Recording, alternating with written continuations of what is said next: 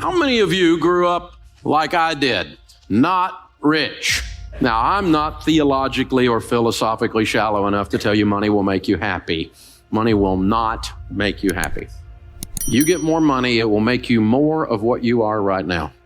If you are miserable and you get money, you will be lots of miserable. If you're a jerk and you get money, big jerk. And it'll mess with your family too. So money is not going to solve your problems, it's going to make them bigger. It's also going to make your opportunities bigger. If you're a generous person, your generosity will go into overdrive. You'll be outrageously generous. And you get a lot of money, we'll call you a philanthropist. Cool word that means you give a lot of it away and you have a blast doing it. You found the most fun you'll ever have with money is when you find that. So we live in a cause and effect world. What you plant, you will harvest. You will reap what you sow, right? So if you plant stupid, you will get a crop of desperate. I've done it. And if you plant corn, don't be looking for beans to come up. Don't be shocked because what you put into your life is what you're going to get out. So we found that there's 5 things that if you do these 5 things with money, over a period of time, like 10 or 15 years, you will build a level of wealth 100% of the time. And now I said a level of wealth. I don't know what level because I can't predict car wrecks and cancer. I can't predict tragedy. And I don't know what your income will be. But if you're working and you do these 5 things, you will build a level of wealth 100% of the time. And this is not some prosperity thing, and it's not mystical or magical. When I cover these 5 things, they're all common sense. But common sense is so rare now, it's like having a superpower. So let's look at the 5. The first one is get on a budget. A written plan. You have to do a budget on paper, on purpose, before the month begins, every month. If you worked for a company called You Incorporated and you manage money for You Incorporated, the way you manage money for you now, would you fire you? Don't answer that. We misbehave with money, and so we're disorganized. We don't have a plan. Nothing's written down. Decide. The interesting thing about each one of these principles is you can just decide today to do them. I had a guy working for me, and he was not doing his process right, and I sat down, I said, this is what you need to do. And he goes, well, it's not the way I do it. And I said, change. And he said, well, I'm not like you. And I said, change. You can decide today to be good at this or leave. You can decide. You can decide to do a budget today. Get out a yellow pad or go free budget online, everydollar.com. You can decide today. I'm going to start managing money well today because you're going to keep getting what you've been getting if you keep doing what you've been doing. You know this, right? Sowing and reaping. And the second one is you need to get out of debt. Now, we know this one. You knew Dave Ramsey was going to talk about getting out of debt because you know the Bible says the borrower is slave to the lender. It's real. Now, here's the deal. Think about this. Your most powerful wealth building tool is your income. Let me show you what slavery looks like. This week, they came out with new data that shows that the average car payment in America today, according to the National Auto Dealers Association, is $499. That's dangerously close to $500. You take $500 a month and invest it from age 30 to age 70 in a decent growth stock mutual fund, you'll have $5.6 million. That's what a car payment costs you. So who'd you make rich? General Motors, Ford, Lexus, I don't know, Toyota, who was it? You made somebody rich. It wasn't you. And you're driving along in something you can't afford, scratching your head and wondering why your kid's college fund isn't funded. Because we're giving it all to somebody else. And they have nicer furniture in their building, have you noticed? Something's going on here, guys. And some people in here got a student loan's been around so long you think it's a pet. You got MasterCard in your life. I mean, it's hard to be a slave if you don't have a master, so you might as well. We've discovered bondage and American distress. It just keeps going and going. And I've done it too, y'all. I'm not picking on anybody. I'm just saying, here's the deal. Think about this. What if you had no payments? Can't even get my head around that. Well, you're always going to have a car payment. I hear people say that. Little man can't get ahead. You're always going to have a car payment, so drive something nice. YOLO. Right? Which, by the way, is addressed in Proverbs. It says fool right after that. See, these are how we talk when we're losing. You can't get ahead. I sure hope we can elect a president who will fix my life. Not going to happen. Neither one of them got the goods, I'll just tell you. You're in charge of your life. It's the only one that's going to work. And that's what changes. So how do you get out of debt?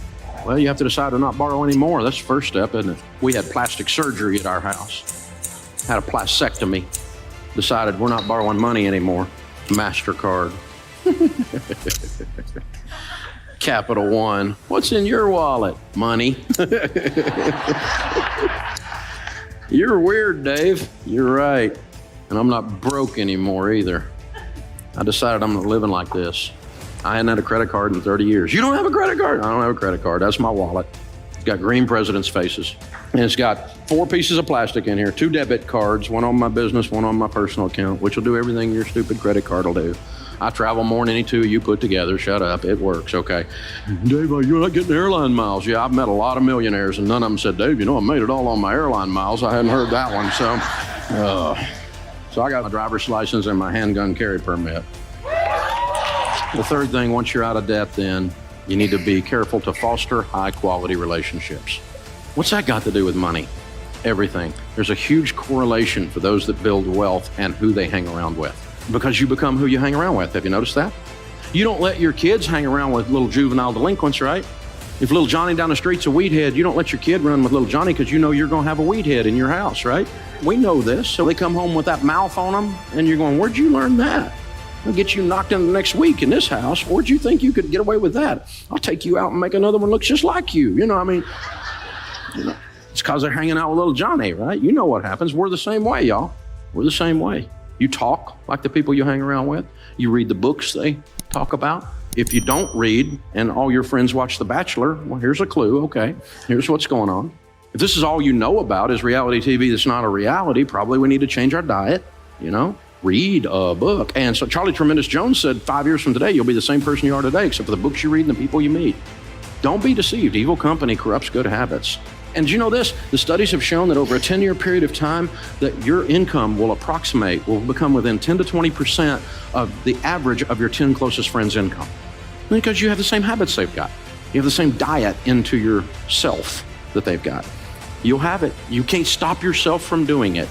You will become who you hang around with. And all the studies show that we have a tendency. Now, that's not to say I'm some kind of snob and I don't have any friends that aren't rich friends. Not that at all. I have lots of friends, but my closest hangs are people I want to be like.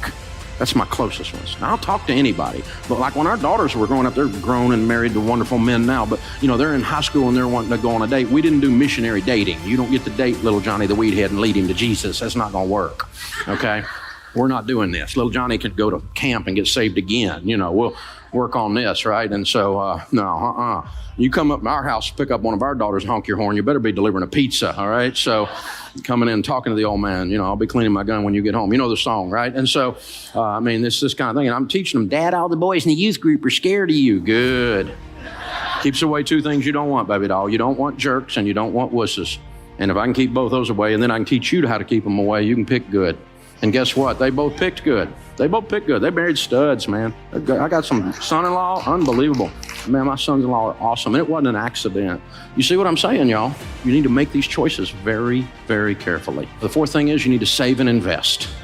In the house of the wise are stores of choice food and oil. Wise people save money. That's what this means. And so it was used in the marketplace, like we use green presidents' faces, as a medium of exchange. If you had a carafe of oil, you were ready to do business. It was a sign of wealth. There were 2 classes of people, poor people and rich people. Most of the people were poor people. This is the Mediterranean. We're talking they ate hummus and olives, no meat, a little bit of bread, maybe a fish if they got some meat, but that was it. Rich people ate what we eat every day, spices, good meat, Charleston food scene. You know what I'm saying, right? Cooking it up right. That's fine food. Stores of choice food and oil. Choice food and oil are symbols of wealth. So let's read that again. In the house of the wise are stores of money. By the way, the rest of that one says, and a foolish man devours all he has. If you spend everything you make, the Bible just called you a fool again. I've been a fool. Call me a fool too. And I decided to change. Wise people save money. Why? Well, to start with, we save for an emergency, right? Grandma said it. She said, save for a rainy day. It's going to rain. You're going to have a car wreck. You're going to lose your job. Something's going to happen. You're going to need some money. Dave, you need to be positive. I'm positive. It's going to rain. Something's going to come up. This one I don't understand. Unexpected pregnancy. Say what? Okay. But people come up with all kinds of things that are emergencies, right? Something's going to happen. And then you need to save and invest so you retire with dignity. I'm going to spend everything I make and hope the government, which is well known for its ability to handle money, will take care of me. Dumb idea. I'm not even sure some of them have opposable thumbs up there. You know what I'm saying? It's just ridiculous. And we're counting on them in some whacked out kind of way to come be. They're not coming. There is no white horse. There is no Calvary. You're it, okay? You are in charge of your destiny. And that's great news. And so, all worried about the election, and I'm not worried about the election because I made money under both parties. Turns out it wasn't up to them in either case. I've lost money under both parties. None of them sent me a check. They all just want money. They're extracting like a tick, extracting blood all the time. That's all they do. This is the deal. The last one is all about generosity, but this is all about cheerfulness. Generosity is not just a transfer of funds. Generosity is a spirit where you decide to be a generous person. Generous people are more attractive. They smile. They're not grouchy. It's not all about them. They're the ones that open the door. They're the ones when the grocery bag has the bottom drop out and your groceries are rolling all over the parking lot. They're the ones out there helping you pick it up. These are the people that when they go out to eat, they leave a tip, you cheap and ridiculous. Well, I'm not one. I leave big tips because it's a form of generosity. Well, they didn't give me good service. Oh, shut up. They're carrying a tray that weighs more than you. Figure it out. They parked your car in the rain and in the heat. Shut up. Give them some money. They park your $130,000 car and you give them $3. What are you, a nut? That's Ferris Bueller parking the car there.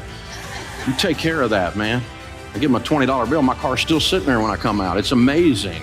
Besides that guy's working his way through college or something like that. And if he says better than I deserve, that's his code for I'm getting out of debt. If they say that, you got to give them a double tip. So I give them 40. My wife's like, I'm going to park your car. No, you're not. You're not working your way out of college. You've already put up with me for 30 years, so it's all right. Generosity is a spirit. It changes everything in your life. But it's awful tough to give if you're broke, if you're in debt, and you hadn't saved any money, and you don't have a plan, and you're not hanging out with other people who are givers. And so change. You get to decide today. It'll change your life. It'll change your family tree. You will change everyone with your last name that follows you if you do these things. It's that powerful. It's unbelievable. The sorrows are deeper and the joys are higher. It changes everything. And when you move this money piece around, it gives you the tools to be that in the marketplace and to be that for your family and to get this monkey off your back and to get that elephant out of the room because he's got to go.